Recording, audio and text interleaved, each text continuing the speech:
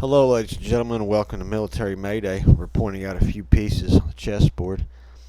We got a couple articles I'm going to go over here. One is British Minister of Defense warns the worldwide pre-war era has begun. It's got some interesting things. There's 7 points here that we want to go through and look at. The next one is the Pentagon warns of warfighting in space. I don't want to call this a cute article, but it's got some interesting quotes. Put it to you that way. Before we get into them, smash the like button, subscribe to the channel. Other people might like this information also.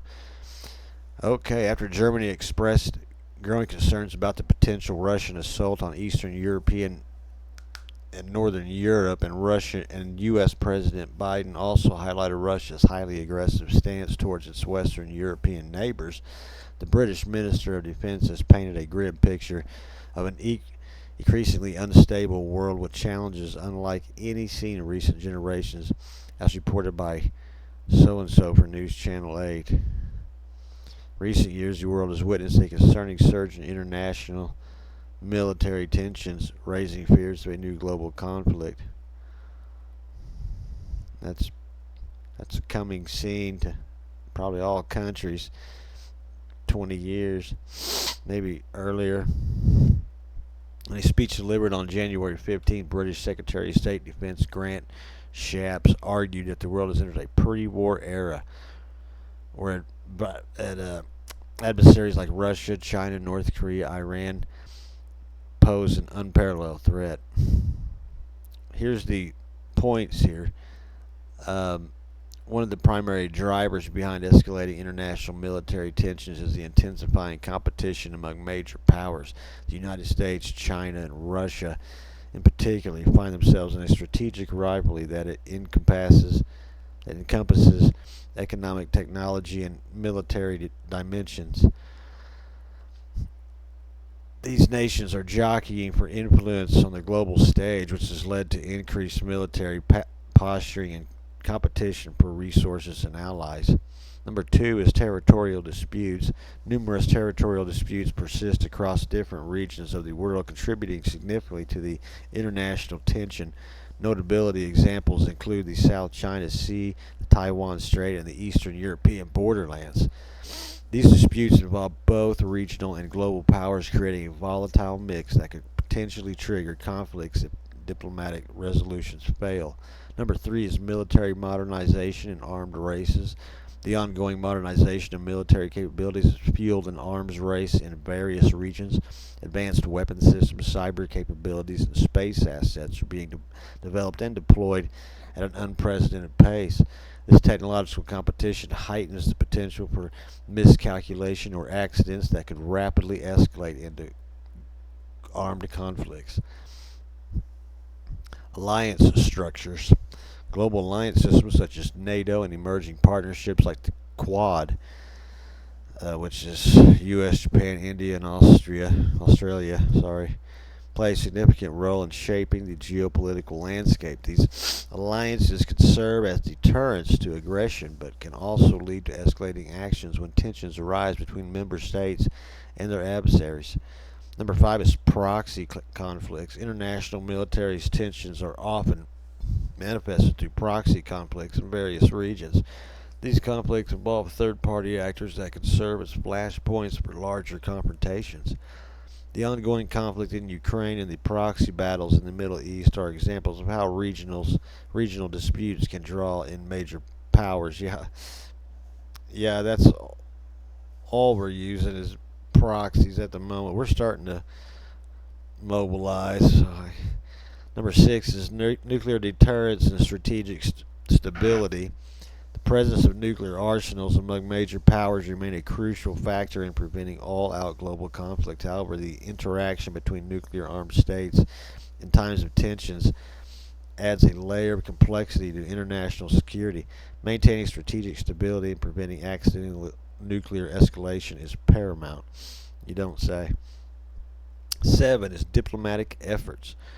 While tensions are undeniably high, diplomatic channels remain crucial in mitigating the risk of New World War. Dialogue, negotiation, and conflict resolution mechanisms must be actively pursued to diffuse crises and prevent the situation from spiraling out of control. To make it short, the rising international military tensions represent a significant global concern. To avoid the catastrophic consequences of a new world war, it is imperative that international actors prioritize diplomatic solutions, engage in confidence building measures, and work towards addressing the root causes of tension. The world's security and stability depend on a concerted effort to manage and de-escalate these mounting challenges. Yeah, I'd agree with all that. I'd have to say that it's a nice little 7-point deal there. I thought it was quite interesting. Pentagon warns of war fighting in space, baby. Oh, yeah. You don't have to be Noam Chomsky to see how U.S. peacekeeping efforts often start and end in disaster, how a nation's foreign policy is shaped by ulterior motives. I can't even read, and greed. Nor do you need to be a rocket scientist to see how expanding these efforts into space could result in interplanetary horrors beyond our comprehension. U.S. military leaders restated their ambitions for future space-based warfare last week.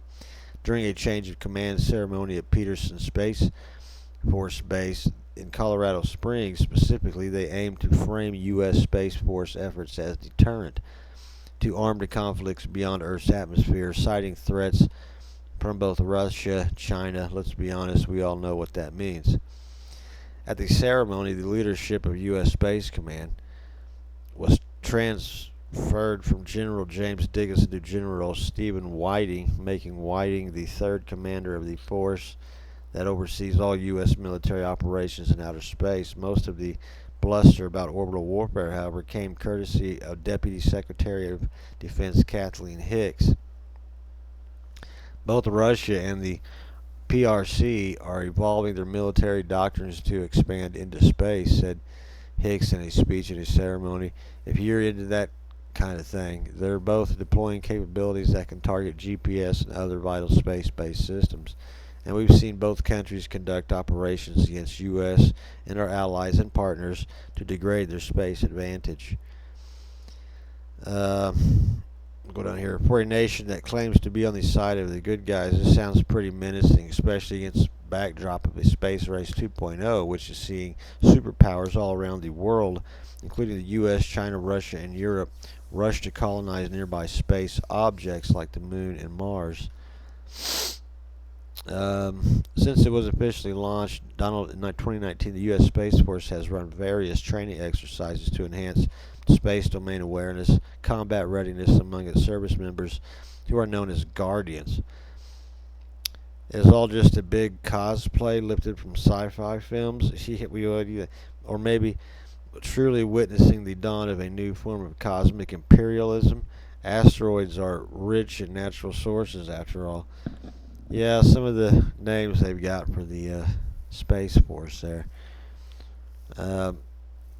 In my view, space has emerged as our most essential warfighting domain, integral to our national security, our coalition interoperability, and global stability. That was by Naval Admiral Christopher Grady.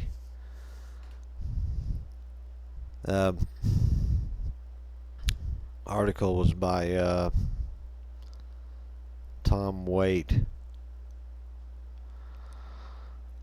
I'm dazed.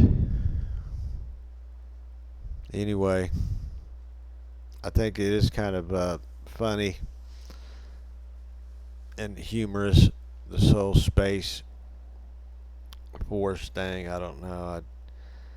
I would assume that would be like more of a NASA thing, but I don't really understand it. But I guess now it's militarized, so yay, yay.